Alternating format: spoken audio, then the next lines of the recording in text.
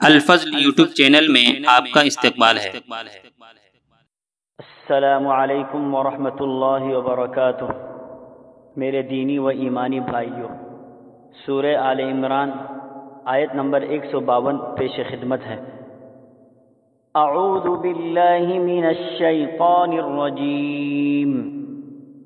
وَلَقَدْ صَدَقَكُمُ اللَّهُ وَعْدَهُ إِذْ تَحُسُّونَهُم بِإِذْنِهِ حَتَّى إِذَا فَشِلْتُمْ وَتَنَازَعْتُمْ فِي الْأَمْرِ وَعَصَيْتُم مِّن بَعْدِ مَا أَرَاكُم مَّا تُحِبُّونَ مِنكُم مَّن يُرِيدُ الدُّنْيَا وَمِنكُم مَّن يُرِيدُ الْآخِرَةَ ثم صرفكم عنهم ليبتليكم ولقد عفا عنكم والله ذو فضل على المؤمنين۔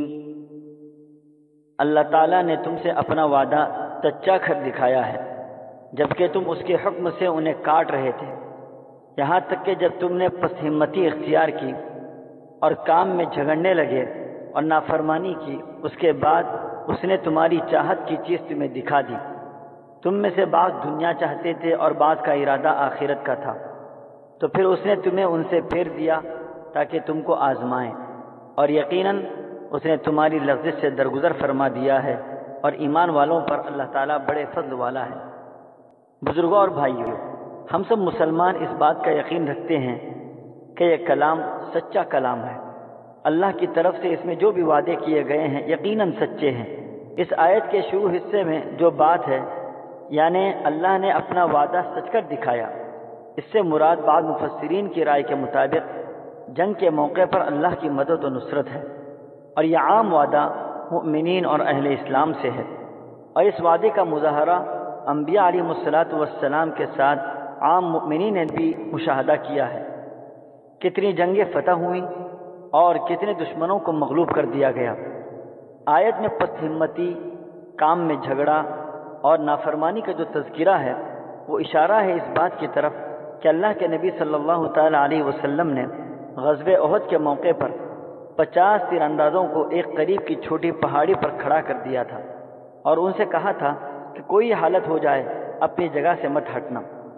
جب جنگ ابتدائی مرحلے میں ختم ہوئی تو لوگ مال غنیمت اٹھانے لگے۔ ان کو دیکھتے ہوئے اس پہاڑی پر کھڑے صحابہ کرام بھی اپنی اجتہادی غلطی سے مال غنیمت لینے کے لیے اس درے کو چھوڑ دیا۔